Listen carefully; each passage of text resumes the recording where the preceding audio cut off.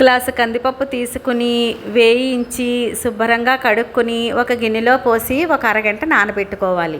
కొత్తిమీర కూడా శుభ్రంగా కడుక్కొని మగ్గడానికి 2 చెంచాల నూనె వేసుకుని కొత్తిమీర, కొంచెం చింతపండు, ఉప్పు వేసి మగ్గించుకోవాలి. ఈ మగ్గించిన కొత్తిమీర చల్లారేలోపు పోపు వేయించుకోవాలి. మినప్పప్పు, జీలకర్ర, ఎండుమిరపకాయలు, ఇంగువ పోపు వేయించుకోవాలి. నానిన కందిపప్పుని ముందుగా ఒక్కసారి మిక్సీ పట్టుకొని